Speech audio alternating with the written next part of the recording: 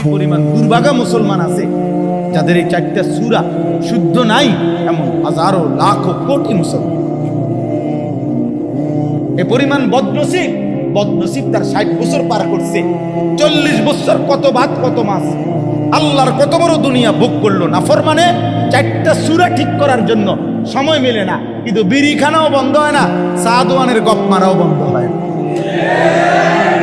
এমন ডাকায়, এমন শক্ত ডাকায়, দিনের পর দিন, ঘন্টার পর ঘন্টা জিন্দিগিটা চা দোকানে শেষ করে। চা দোকান বুঝ যায় না, বৃষ্টি হোক, বান হোক, তুফান হোক, ঘূর্ণিঝড় হোক, জলোচ্ছ্বাস হোক, টর্নেডো হোক, সাইক্লোন হোক, মহামারী লাগুক, কিন্তু আপনি বলবেন যে একটা সূরা ঠিক করেন, আরে না, সময় নাই, গপ মারণের সময় আছে।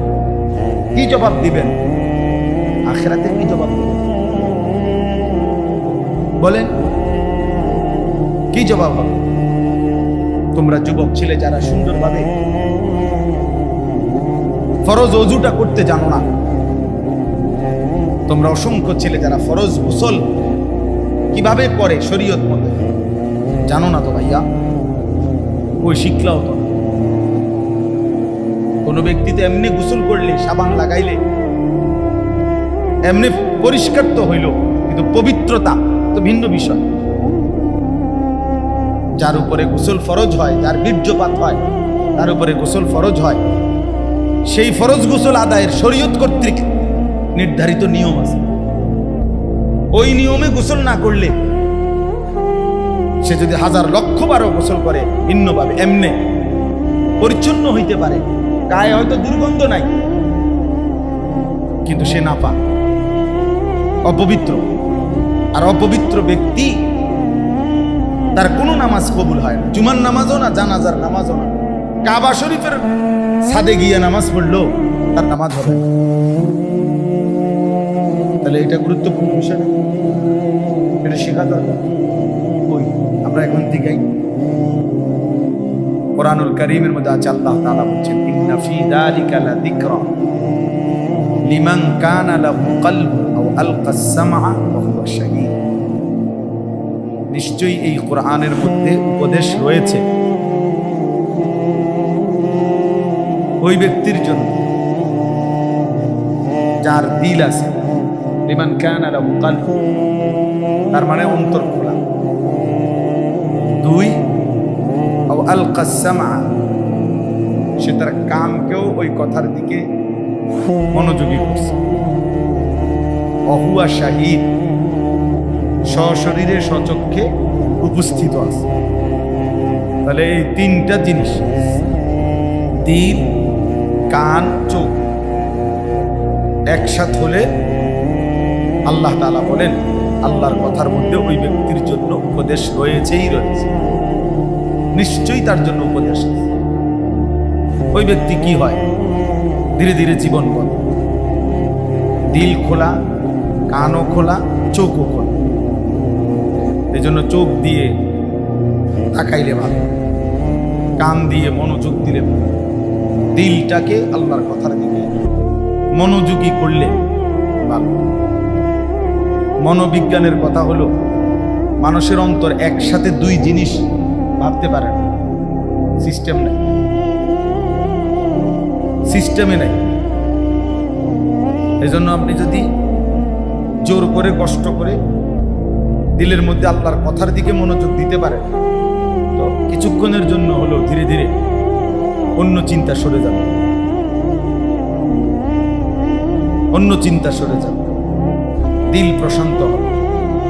আলা বিযিকরিল্লাহ তাতমাইন্নুল কুলুব, আল্লাহ তাআলা বলেন আল্লাহর জিকিরের বরকতে দিল প্রশান্ত হবে, অন্তর। এজন্য যেই কোনো মানুষ কিছুক্ষণ জিকির করলে মনোযোগ দিয়ে, অল্প সময়ের পরেই তার দিল প্রশান্তি লাগে, অন্যান্য পেরেশানি কমে যায়, ভুলে যায়।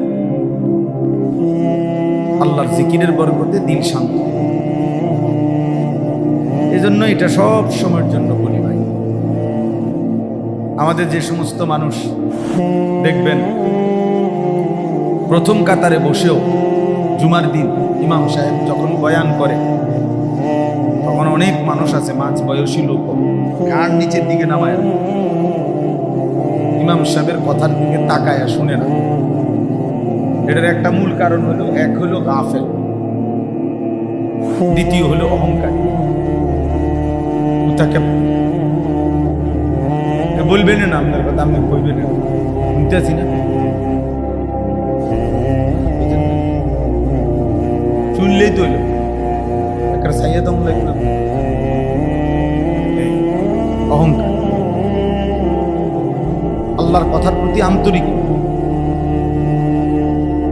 হাদিসের মধ্যে আছে রাসূলুল্লাহ সাল্লাল্লাহু আলাইহি ওয়াসাল্লামকে জিজ্ঞেস করা হয়েছে, মাল কিবির, অহংকার কি?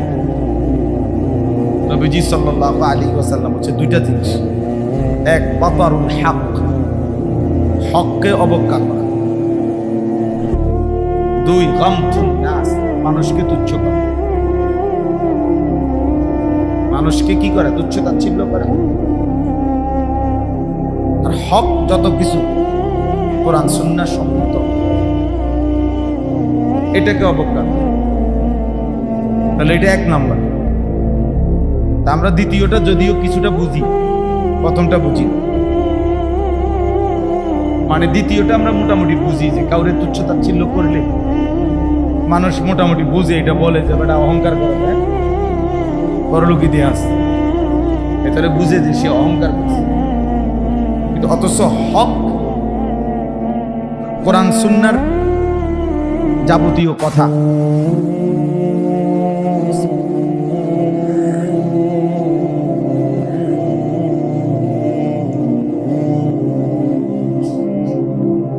আমি গাড়ির বসে একটা পারিবারিক গ্রামে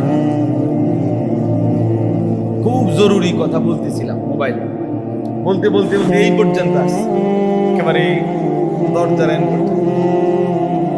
চাষা জ্যাঠার কথা, চাষতো ভাই জ্যাঠতো ভাই বাড়ির জায়গা জমি এগুলো। এখন আইসা যে কথা শেষ করে 1 মিনিট দম ফালাম, মাশাআল্লাহ ফয়সাল এর আগেই ছেড়ে দিছে।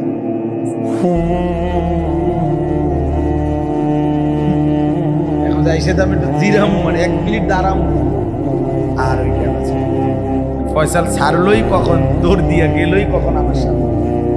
আমি বুঝলাম না মানুষ না জিন।